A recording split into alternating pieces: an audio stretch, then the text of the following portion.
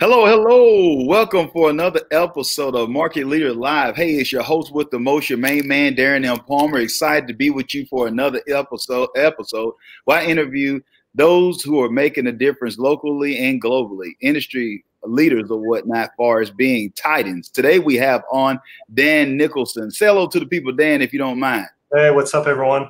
Awesome. We're glad to have you, Dan. And for those who know how the show goes, I get out the way a little bit. And if you don't mind, Dan, just share with the people a little bit about you and what do you currently do?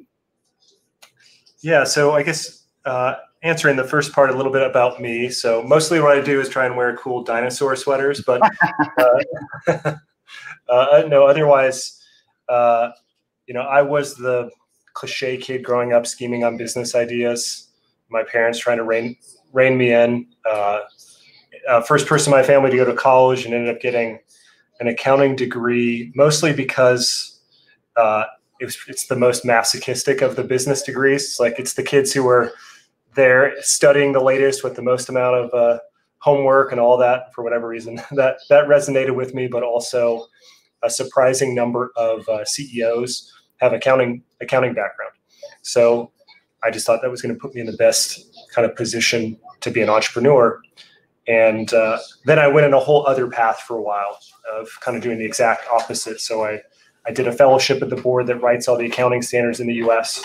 So that's sort of if you graduated law school and clerk for the Supreme Court, that would be the sort of equivalent in the accounting side of things. Didn't feel like I could pass it up. Again, first person in my family to go to college and sort of one of these like quote unquote once in a lifetime opportunities. But that set me on a whole different path for a while, where I was the accounting standard I worked on was derivatives and hedging, and so I won't bore you guys with that. But now all of a sudden I'm unintentionally this so-called derivatives and hedge accounting expert, and had a little bit of a quarter life crisis. Moved around a little bit. Worked for a Warren Buffett-backed company, getting ready to go public. Worked for Steve Loudon, who's the current CFO of Roku, if you're familiar with that device, and then finally realized about 10 years ago, long story long, maybe I'm pretty good at this accounting finance thing. And there's a huge gap, in my opinion, for small business owners being informed around what I call financial certainty. So how do you as a small business owner actually achieve financial certainty? And what is it about the people who are super wealthy that the folks who are not, what are they doing that the average small business owner is not? So I spent the last 10 years researching and working with thousands of business owners to achieve financial certainty. And, I'm glad that you're sharing that, Dan, because our audience definitely are full of entrepreneurs and business owners or whatnot who listen to this show. And some of the nuggets and the things that Dan is sharing that I want those who are listening is to please just be aware. I want to just keep it simple for a moment of being aware of, be aware of what you don't know, so to speak. And, when you got someone who has the expertise, who has the forte of doing this financial piece, just like Dan, then these are the keys that you need to keep in mind for as how do you have that happy ending? How do you develop? How do you cultivate your company? How do you cultivate your processes? How do you streamline things to make sure that, yes, you want to be that maverick. You had that aha. You had the epiphany. You want to ride off into the sunset or whatnot, like an old school Western or a John Wayne movie or whatnot. And we know that we want it. We want you to be like Top Gun with Tom Cruise. We understand all that moment or whatnot. But at the end of the day, if you don't have structure, if you don't have the right team built out, if you don't have people that can help facilitate where you may have an Achilles heel for us to have the proper vision, then you can find yourself in the graveyard of other entrepreneurs and business owners who wasn't savvy by getting with the right people, similar to Dan. And, Dan, I know that you shared that you saw this, but I like to share this. Your pain is your product. And I believe that you are the poster child of that because you saw the pain that other individuals were going through. So you found a way to fill that gap. Can you take us back a little bit to what was that epiphany? What was that aha moment where you realized it might not have been one step or one pill you took just to make that quantum leap, But what was the thing that happened that you say, you know what? I've worked with these big companies, these Fortune 500 or whatnot companies. I need to help these small business owners or whatnot get clarity on what they need to do. What was that moment? Could you take us back to that a little bit? Yeah, there are a couple inflection points that led me down the path. One, I decided, it was about 12 years ago, that I was going to do a little bit of tax work on the side. I'd never really done any tax preparation stuff, but it's like I want to, as a CPA, friends are always asking you tax advice. It's sort of like if you're a doctor, doesn't matter what your specialty is, they assume that you know something about it. So I kept getting these questions, and I didn't really have the answers to it. And so I wanted to just get a little bit of experience there. And so I interned sort of in nights and weekends helping a small CPA firm shop. It was a lady of practice of one. She'd been doing it for 30 years. And I asked her a question. I was like, hey, I've got a friend who's trying to decide between being a partnership and an S corp. What are the differences? And what would you suggest that I do? And her response was, it doesn't really matter. I'm like, hold. I did take a couple tax classes in college. I took the CPA exam. There's tax on that. I'm pretty sure there are differences. I'm pretty sure it matters. And that was just sort of this pause of reflection of, hold on, this lady's been doing this for 30 years. Her clients love her. She doesn't really know how to plan or advise clients strategically. And that just seemed odd to me. So I started looking at the data as the nerd that I am. And what I saw was 42,000 accounting firms in the US.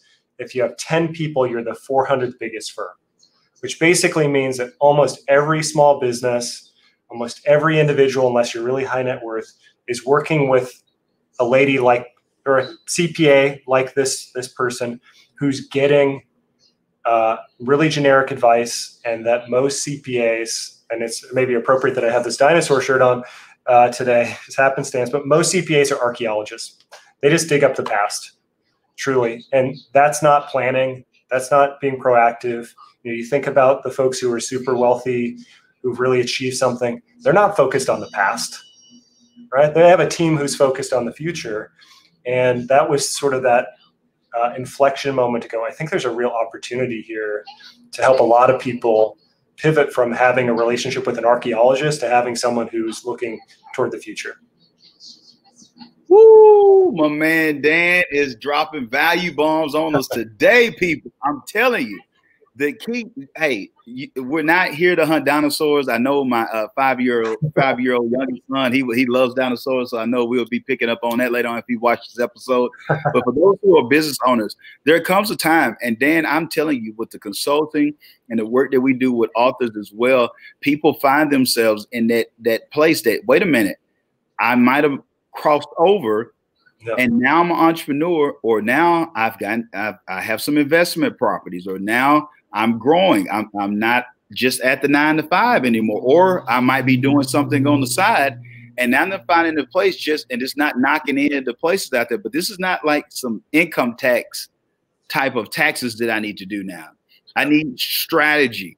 I need to be strategic on how I'm positioning myself or whatnot, how I'm protecting my assets. I need real answers. I don't need someone who's just, who has basically a doctorate in just data entry. Nothing against anyone, just, clicking if it's on 7A or 9B, they're just putting the actual number through a document or a sheet that they see. You want real solutions, real answers to be able to help you out. Because if not, I've seen it, Dan, and I know that if you experienced or at least heard about it in your field, that you can find yourself that the government doesn't care that you had been doing business and it was a sweet little young lady that you was working with.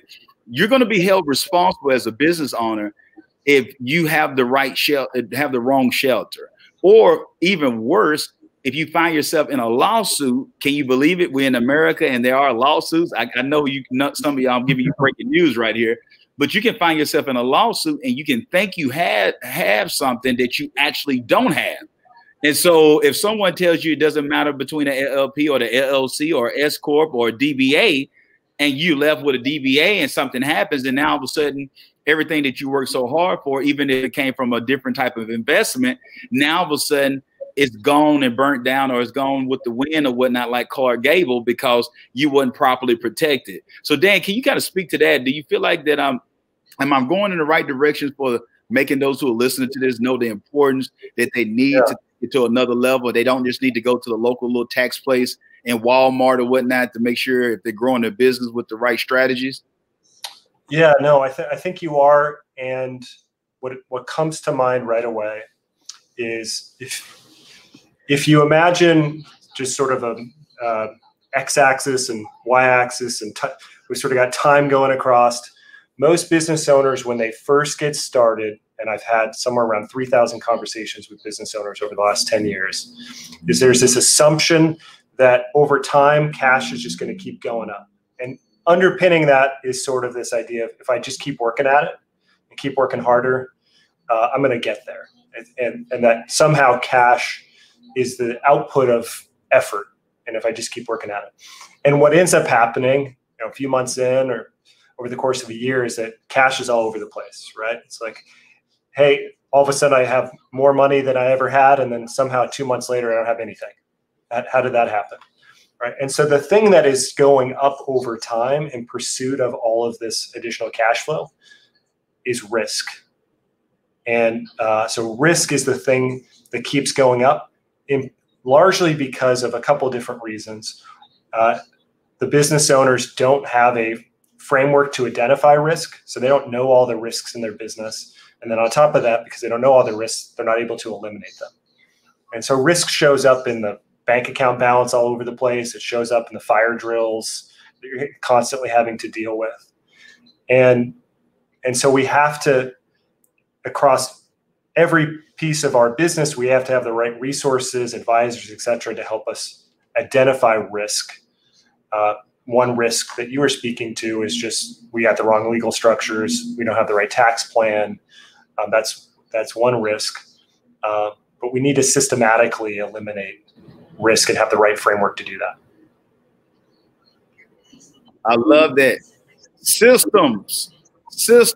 I know, and I want y'all to understand it. That's very important to have the right metrics too, as well, in those different areas, so you can see, oh, wait a minute, is this too hot? Am I getting close to overheating or whatnot when it comes to some of the things that I'm doing? Am I allocating funds in the wrong areas? And I like that. It's similar to like a balloon payment.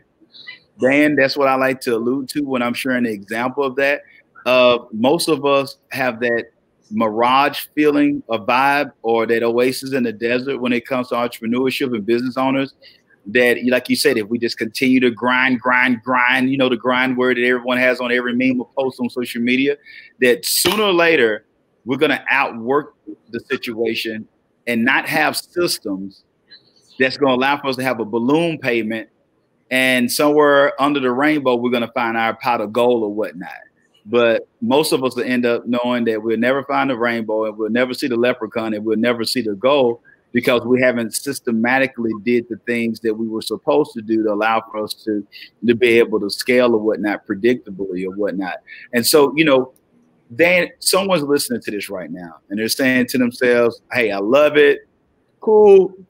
Dan had some time with, working for an organization with Warren Buffett, the Roku situation. This stuff is making sense. Darren is pointing stuff out about the systems. We need to pay attention to it. But for those who are listening right now, Dan, if you don't mind, could you give us 2 to 3 steps, man, for a person who know that they are right here, but where do they start? Like, what is it? A book they need to get? Is it someone they need to reach out to? Let's get to some practical, tangible steps that someone can implement. I know you can't share it all right now in this episode. We'll have your information, how they can connect with you. But what would they need to do immediately that you think to start turning the tide of this situation? So you said a couple of words that I think are really important to emphasize, which is where to start.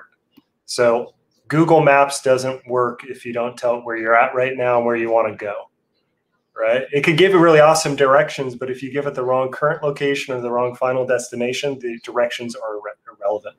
So understanding fundamentally your current position, where you're at right now, is essential to where you want to go. And so I wanted to just emphasize that. I have 4 fundamental assumptions that I make. I just want to say them really quickly. Number 1, every action you take needs to get you closer to the things that you want. So every action that we're taking needs to get us closer to the things that we want. Number 2 is that almost every business decision that we face is a preference-based decision, meaning you can't just go Google it. Number 3, every business decision is a financial decision. They're not somehow separate. And number 4 is that we want to consistently make asymmetric bets. Those are the bets where the upside is substantially greater than the downside. Jeff Bezos has a quote, I'm paraphrasing, but it's something to the effect of, if you told me that I had a 10% probability of getting a 100x return, I'd take that every time, right? Because the upside is substantially greater than the downside. So those are the 4 fundamental assumptions that I tell folks that underpins everything that I teach. And so if every action is going to get us closer to the things that we want, and almost every decision that we face is a preference-based decision, then what does that mean? That means we have to start with defining what I call our profit priorities, the things that we want. I have a whole methodology for this. I built an app called the Certainty app that does it for you as well. But basically, you put in your core priorities, the priorities everyone has: fund reserves, pay off debt, fund retirement, or the amount you need to not have to work anymore. Core priorities, so define those. And then define your preference-based priorities, the things that are unique to you. You can see in the background, I got my daughter in my office. That's one of my priorities, right? College maybe, a wedding, so on and so forth. So we want to define our core priorities, our preference-based priorities. The combination of the two, that's your unique definition of wealth. So get those down. What are they? How much do you need to fund them? When do you want to achieve that by?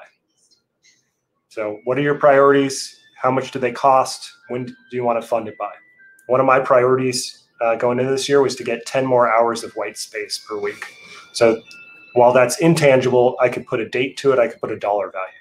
Turns out it cost me $2,500 a month to achieve that, to fund that. Once I have that down, now I know my current position, and I've taken something that is vague or multivariable, and I've turned it into an equation. Because if I know the things, what they cost, when I want them by, and I know my current assets and my current cash flow, I can actually calculate, am I making enough to hit all those objectives?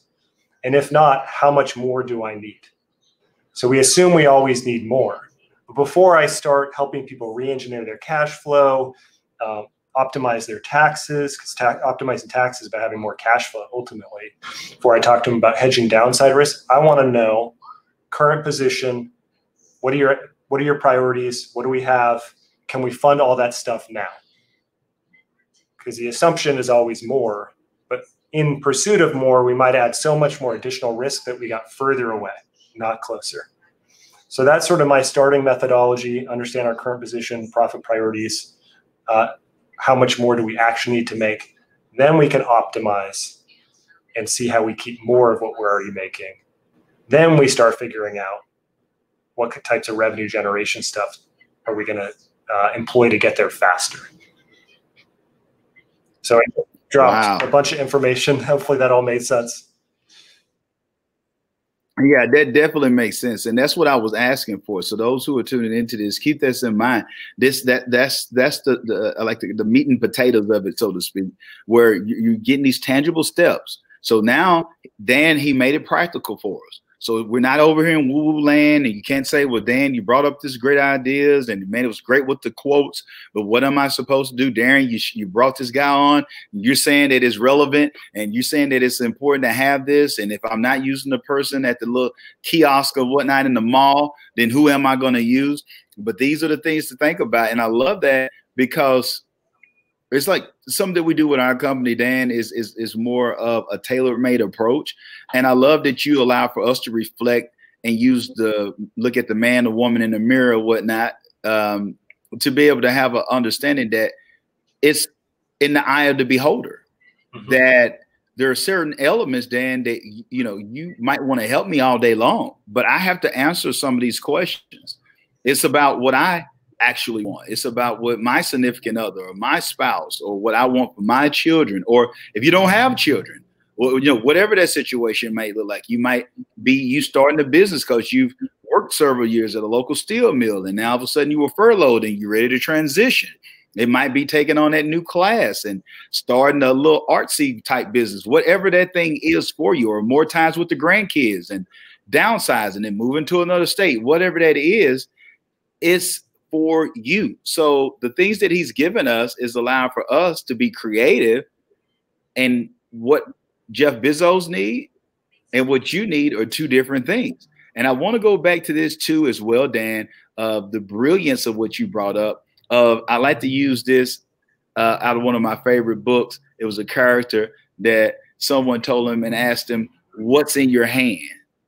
And something that I live by is, what's in your hand? Typically, it's already in the house. It's already within us. So when you brought that up, Dan, of the importance, before you start coming up with all these little tricky solutions and things like that that people need to do, hey, what do you have right now? You know, you might actually have more than most of the time you have more than what you think you have, but because you're not aware, because you're not conscious of it, it might be going to the local coffee house. It might be going to renting some ATVs or something during the weekend that you hadn't thought nothing about. But you're saying you want this, but your actions are showing the opposite, the polar opposite or whatnot. So, you know, Dan, before we get out of here, I want to be respectful of your time. And we definitely want to have you come back for some of our conferences and events that we have, especially during this time virtually. But I think that what you do is helping so many lives.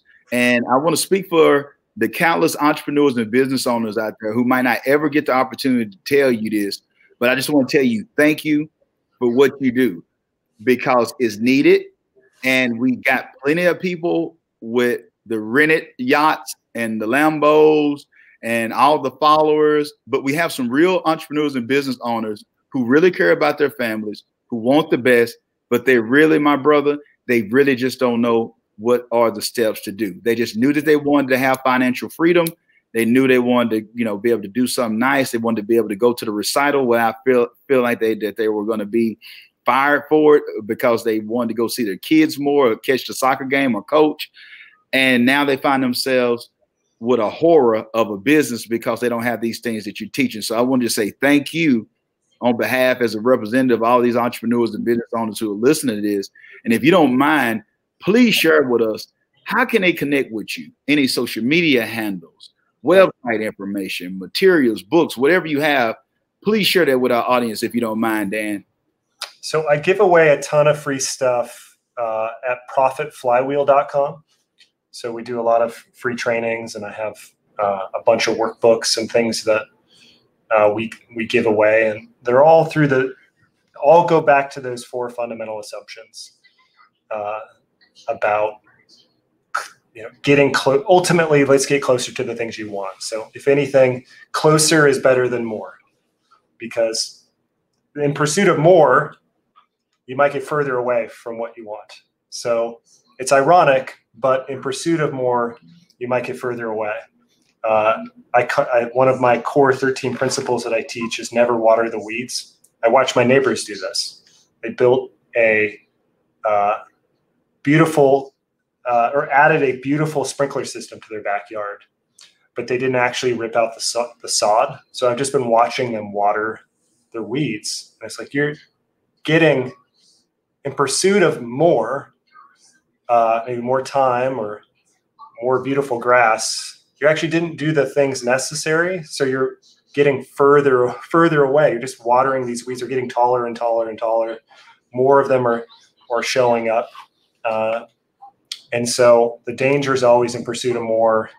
We get further away when we want to get closer. We can't get closer unless we define what that is. So Profit Flywheel is where I give away most of my stuff, and that's sort of the entryway into the stuff that I'm doing around certainty. Man, I got to tell you, I got to use that again. I got to give you credit for my man. Dan said, Don't water the weeds.